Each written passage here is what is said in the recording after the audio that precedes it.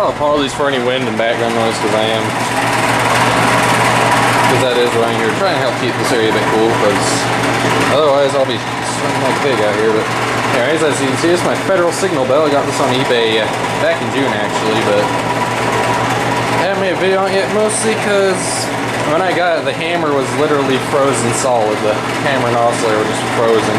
We thankfully got able to finally get that fixed and finally got reassembled tonight. So, just showing y'all the entire bell here. Of course, this is the front. As you can see, it's quite rusty.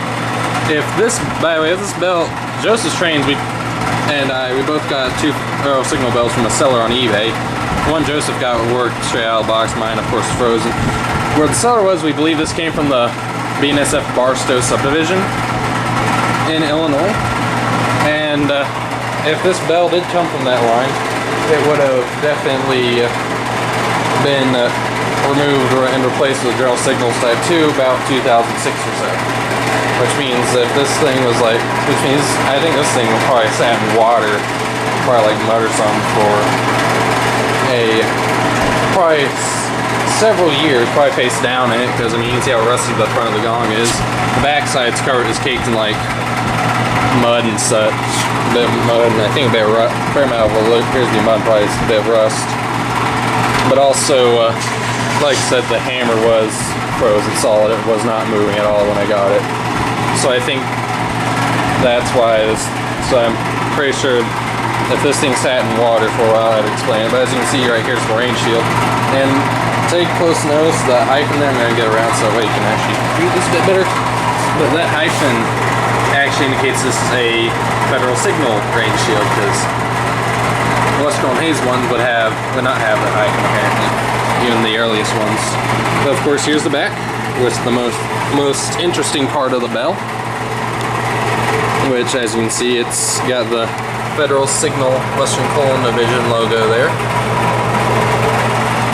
Now this bell, when I got, did not have a bolt here, so I just kind of have it's a bit too small. Probably should have gotten I think it's probably about a 5/16 hole there. But, as you see, here's the inside of the bell. The hammer is nice and this, show you shortly. But, right here, you can see Federal Signal renumbered these to 033 under them. You can see right there it says Western Colon Division, Federal Signal Corporation, Chicago, Illinois. This probably would have come from BN line. Then you got the diagram there. Then you got the information about the bell. The serial number is sadly quite faded, so I don't know if there's any way to tell when this was made. But sometime between probably about 1970 or so and 1977, I think, was when this is our 1976, 1977. I have to double check. You can just check the description. But that was when Western Colon Hay was spun off from Federal Signal. But here's, of course, the inside of the bell. It's all in pretty good shape. I mean, it looks like there's a bit of dirt in there, but you can see that's nice and loose now. When we accidentally bent the shaft on the oscillator a bit, but so it doesn't go in quite all the way, but we did. But it is secured in place, so it moves quite nicely. And like I said, it is quite loose. I'm on a bit if I had a bit of fun. No. Okay, I'm just gonna leave that in there. But yeah, the bell, it operates. I mean, it might not be the prettiest bell out there, but I don't know what that is. I guess it came off something. But it does operate. Like I said, I think this one would have been installed by the Burlington Northern. A few other railroads did use these as well, such as probably the Wabash and Western. Don't know when. Not really familiar with those two railroads, so I don't know which one of those would have used these. But there's at least one up on Norfolk Southern Line, Ohio. I know there's some up in the Northeast on, or at least there was some, like on SEPTA and New Jersey Transit line. So I don't know which railroad installed those. Maybe the Reading. I don't know, but.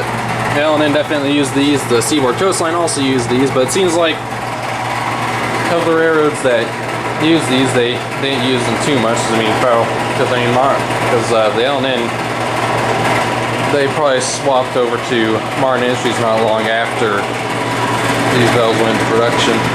Because I've noticed with Federal Signal equipment, it seems like the earliest stuff, I mean, it kept the kept the WRS logos. And I think the bells may have had it a bit longer than like the lights and the backs of the bases and gate mechanisms.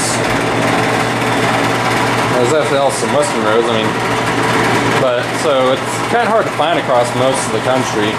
Because I mean, these things, the Federal Signal's been across the equipment for less than 10 years, in fact. Probably closer to only, I want to say about 9. Yeah, 1968 to 1977 sounds about right. So yeah, it'd be about 9 or 8 years, essentially. Well, 8 or 9 years, I guess you should say. But